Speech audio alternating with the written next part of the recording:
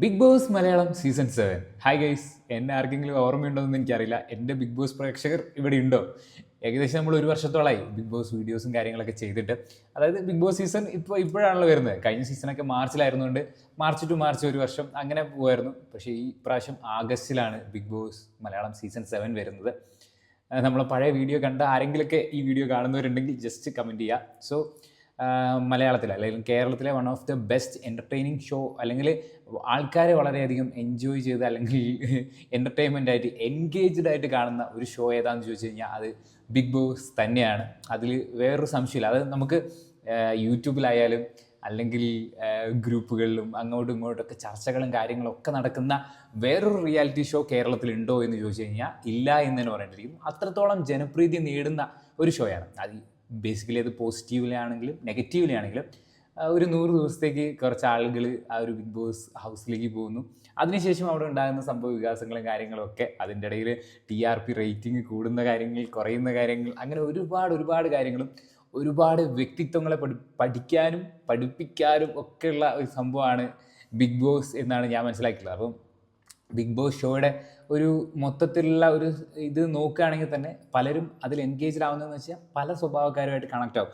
ചിലപ്പം ഒരാൾക്ക് ഇഷ്ടപ്പെടുന്ന ആളെ മറ്റൊരാൾക്ക് ഇഷ്ടപ്പെടണമെന്നില്ല. സോ നമ്മൾ ഈ സിനിമക്കാർ ഇപ്പം ലാലേട്ടൻ ഫാൻ, മമ്മൂക്ക ഫാൻ എന്നൊക്കെ പറഞ്ഞിട്ട് ഫാൻ ഫൈറ്റ് നടത്തുന്ന പോലെ ഈ ഷോയിൽ കണ്ടിട്ട് നമുക്ക് പലരെയും ഇഷ്ടപ്പെടുന്നു, അവർക്ക് വേണ്ടി നമ്മൾ വാദിക്കുന്നു. അതായത് അവർ ചെയ്യുന്നു, നമ്മളിപ്പോൾ 24/7 വന്നതിന് ശേഷം നമ്മൾ ഓരോരുത്തർ ചെയ്യുന്നതും ഇങ്ങനെ 24/7 ഇങ്ങനെ കണ്ട് അവരെ വിലയിരുത്തിക്കൊണ്ടാണ് ബിഗ് ബോസ് ഷോ മുന്നോട്ട് പോകുന്നതെന്ന് പറയുന്നത്. സോ ഒബ്വിയസ്ലി നമ്മൾ ബിഗ് ബോസിൻ്റെ വീഡിയോസും കാര്യങ്ങളൊക്കെ ചെയ്യുന്നതുകൊണ്ട് നമുക്കറിയാം ആ ഒരു എത്രത്തോളം ആ ഒരു ഷോ പോകുന്നുണ്ട്.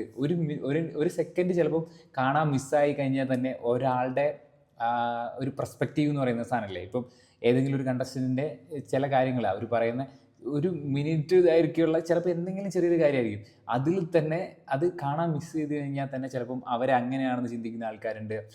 അപ്പോൾ അതായത് അങ്ങനെ ഒരു ചെറിയ മിസ്അണ്ടർസ്റ്റാൻഡിങ് അല്ലെങ്കിൽ ഒരു ചെറിയ ഡയലോഗ്, അതായത് ഒരാളെ കുറ്റം പറയുന്ന അങ്ങനത്തെ എന്തെങ്കിലുമൊക്കെ സംഭവം വന്നു കഴിഞ്ഞാൽ തന്നെ ഇമേജുകൾ മാറി മറിയുന്നു. ഇപ്പം നമ്മൾ ഇഷ്ടപ്പെടുന്ന ആളുകൾ മാറി മറിയുന്നു. അങ്ങനെയൊക്കെ ഒരുപാട് കാര്യങ്ങൾ സംഭവിക്കുന്ന ഒരു ഷോയാണ് ബിഗ് ബോസ് എന്ന് പറയുന്ന ഒരു ഷോ എന്ന് പറയുന്നത്. അതുകൊണ്ട് തന്നെയാണ് ഈ ബിഗ് ബോസ് എന്ന് പറയുന്ന ഷോ ഇത്രത്തോളം ജനപ്രീതി നേടുന്ന ഒരു സംഭവമായി മാറിക്കൊണ്ടിരിക്കുന്നത്. പലരും അത് നെഗറ്റീവ് പറയുന്നുണ്ടായിരുന്നു, ബിഗ് ബോസ് എന്ന് പറയുന്ന ഷോ നിർത്തണം എന്നൊക്കെയുള്ള രീതിയിൽ. പക്ഷേ ഒബ്വിയസ്ലി ഈ ലോകമെമ്പാടും നടക്കുന്നതാണ്, ഈ പല പേരുകളിൽ ബിഗ് ബോസ് എന്ന് പറയുന്ന ഷോ നടക്കുന്നുണ്ട്.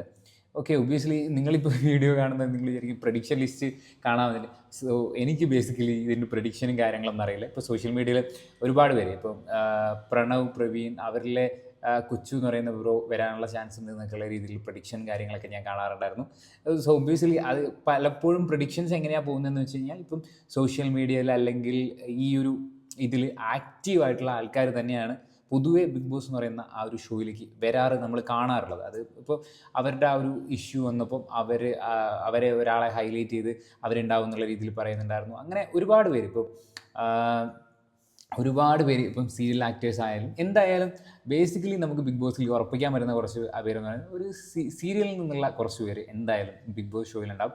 ഒബ്വിയസ്ലി അതായത് ആൾക്കാർക്ക് സുപരിചിതമായിട്ടുള്ള കുറച്ച് പേര് എന്തായാലും വേണം. ഇപ്പം നമ്മളിപ്പോൾ എത്ര പറഞ്ഞു കഴിഞ്ഞാലും ഈ ഷോ എന്ന് പറയുന്നത് ആ ഒരു രീതിയിൽ തന്നെയാണ് പോകുന്നത്. അതുകൊണ്ട് തന്നെ ആൾക്കാർക്ക് സുപരിചിതമായിട്ടുള്ള ആൾക്കാർ എന്തായാലും ബിഗ് ബോസ് ഷോയിലുണ്ടാവും. സിനിമാ മേഖലയിൽ നിന്നുള്ള ആളുണ്ടാവും.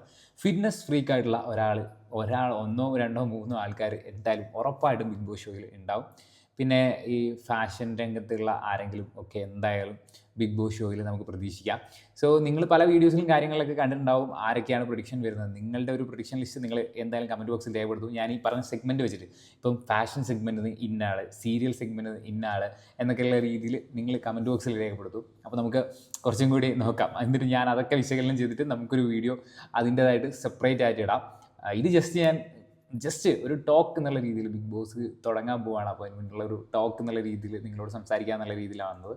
സോ കഴിഞ്ഞ സീസൺ നിങ്ങൾക്കറിയാം, നമ്മളെ വീഡിയോസ് ഏറ്റവും കൂടുതൽ പറഞ്ഞു പോയിട്ടുണ്ടായിരുന്ന അർജുൻ ശ്രീതു എന്നുള്ള ഒരു കണ്ടൻറ്റ്, അർജുൻ ബ്രോൻ്റെ ആ ഒരു കണ്ടൻറ്റ് രീതിയിലൊക്കെയാണ് കഴിഞ്ഞ സീസൺ പോയിട്ടുണ്ടായിരുന്നത്. സോ ഈ സീസൺ എങ്ങനെയാണ് പോകുന്നത് എന്നൊക്കെയുള്ള രീതിയിൽ നോക്കാം. നമുക്ക് അത് പലപ്പോഴും ഞാൻ നമുക്ക് ആരെയും ഇഷ്ടപ്പെടരുത് അല്ലെങ്കിൽ ആരുടെയും ഇതാവരുത് എന്നൊക്കെ ഉള്ള രീതിയിലായിരിക്കും ഒരു സീസൺ തുടങ്ങുമ്പോൾ നമ്മൾ തുടങ്ങുക.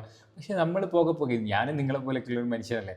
നമുക്കൊരു ഫേവറേറ്റിസം കടന്നു വരുന്നത് പലപ്പോഴും ഞാൻ കണ്ടിട്ടുണ്ട്. അത് എന്തുകൊണ്ടാണെന്ന് എനിക്കറിയില്ല. അങ്ങനെ വരും. അങ്ങനെ വന്നു കഴിഞ്ഞിട്ട് പിന്നെ ഞാൻ അങ്ങനെ ഒരാളെ അങ്ങനെ നമുക്ക് പറയാണ്ടിരിക്കാൻ പറ്റില്ല. അത് മീൻസ് നമ്മൾ അക്സെപ്റ്റ് ചെയ്തു. അതായത് ഒരാളെ നമുക്ക് ഇഷ്ടപ്പെട്ടു എന്നുള്ള രീതിയിൽ നമ്മൾ പിന്നെ ആ ഒരു രീതിയിൽ തന്നെയായിരിക്കും നമ്മളെ വീഡിയോ കണ്ടന്റുകൾ